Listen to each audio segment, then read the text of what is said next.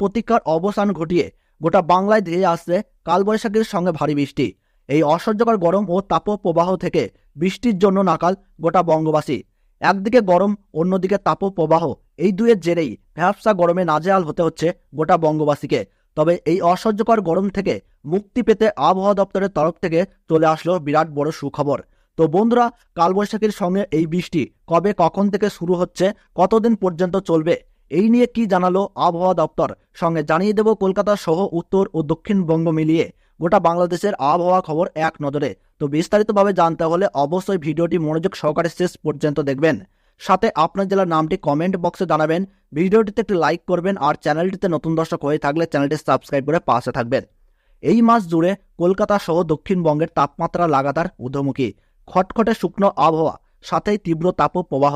দিনের বেলাতেও রাস্তাঘাট অনেকটাই শূন্য, দরকার ছাড়া বাইরে বেরোনোর সাহস পাচ্ছে না কেউ। আবহাওয়া দপ্তর সূত্রের খবর, এখনই তাপপ্রবাহের দাপট কমছে না, তবে শীঘ্রই হতে পারে ঝড় বৃষ্টি, এমন পূর্বাভাসও দিয়েছে আলিপুর আবহাওয়া দপ্তর। বহুদিন শুষ্ক আবহাওয়া থাকার পর শীঘ্রই ভিজতে চলেছে দক্ষিণবঙ্গের একাধিক জেলা, হতে পারে কালবৈশাখী ঝড়ও। হাওয়া অফিস জানিয়েছে আগামীকাল থেকেই বৃষ্টি শুরু হতে পারে দক্ষিণবঙ্গে, চলতে পারে টানা 3 দিন বৃষ্টি, যার জেরে দক্ষিণবঙ্গের জেলাগুলিতে কিছুটা তাপমাত্রা কমার সম্ভাবনা রয়েছে। আবহাওয়া দপ্তর সূত্রের খবর, ওই সময় গাঙ্গেয় দক্ষিণবঙ্গে প্রচুর পরিমাণে জলীয় বাষ্প ঢুকবে। উত্তর গোলকদের তৈরি হওয়া অক্ষরেখা দক্ষিণ দিকে আসবে, এর জেরেই বৃষ্টিপাত হবে দক্ষিণবঙ্গে। আগামীকাল বৃষ্টিপাত হতে পারে উত্তর ও দক্ষিণ 24 পরগনা, পূর্ব মেদিনীপুর জেলায়। এরপর পরবর্তী 3 দিন বৃষ্টির পূর্বাভাস দিয়েছে দক্ষিণবঙ্গের একাধিক জেলায়। আগামী 3 দিনের পর বাড়তে পারে বৃষ্টি, বিক্ষিপ্তভাবে বজ্রবিদ্যুৎ সহ বৃষ্টির পাশাপাশি কিছু কিছু জায়গায় বইতে পারে দমকা ঝড়ো হাওয়া, যার জেরে তপ্ত গরমে মিলবে স্বস্তি। তবে এই সপ্তাহে দক্ষিণবঙ্গের কোথাও সামান্য বৃষ্টি হয়নি কলকাতাতেও। এই বৃষ্টির ফলে তাপমাত্রা কমবে, বিলীন হয়ে যাবে তাপপ্রবাহ। চলতি সপ্তাহে বৃষ্টির সম্ভাবনা রয়েছে উত্তরবঙ্গেও। আগামী 2 দিন উত্তরবঙ্গের দার্জিলিং, কালিম্পং এবং জলপাইগুড়িতে বৃষ্টি হতে পারে।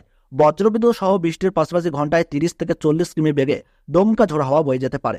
এছাড়াও উত্তরবঙ্গের কোথাও আর বৃষ্টির সেরকম পূর্বাভাস আপাতত নেই। বাংলাদেশের আবহাওয়া খবর এক নজরে। তাপপ্রবাহের সতর্কবার্তা আরও 3 দিন বাড়িয়েছে বাংলাদেশ আবহাওয়া অধিদপ্তর। সতর্কবার্তায় বলা হয়েছে, দেশের উপর দিয়ে চলমান তাপপ্রবাহ আজ থেকে পরবর্তী 72 ঘন্টা পর্যন্ত অব্যাহত থাকতে পারে। জলীয় বাষ্পের আধিক্যের কারণে অস্বস্তি বাড়তে পারে। আজ সকালে আবহাওয়াবিদ হাফিজুর রহমান এমন সতর্কতার কথা জানান। এবার এই মাস শুরু থেকেই তাপপ্রবাহ রয়েছে, আজ পর্যন্ত তা অব্যাহত রয়েছে।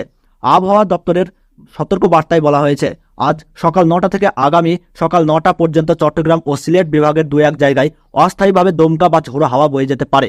এই সময় বজ্রসহ বৃষ্টিও হতে পারে, কোথাও কোথাও বিক্ষিপ্তভাবে শিলাবৃষ্টিরও সম্ভাবনা রয়েছে। গতকাল দেশের সবচেয়ে বেশি তাপমাত্রা ছিল চুয়াডাঙ্গায়, সেখানে 42.7 ডিগ্রি সেলসিয়াস রেকর্ড করা হয়েছে, যা প্রচণ্ড তাপপ্রবাহ। আজও চুয়াডাঙ্গা জেলার উপর দিয়ে প্রচণ্ড তাপপ্রবাহ বয়ে যেতে পারে বলেও আশঙ্কা করা হচ্ছে। এছাড়া আজ রাজশাহী, পাবনা, সিরাজগঞ্জ, যশোর ও কুষ্টিয়া জেলার উপর দিয়ে প্রচণ্ড তাপপ্রবাহ বয়ে যেতে পারে। 40 থেকে 41.9 ডিগ্রি সেলসিয়াস তাপমাত্রাকে প্রচণ্ড তাপমাত্রা বলা হচ্ছে।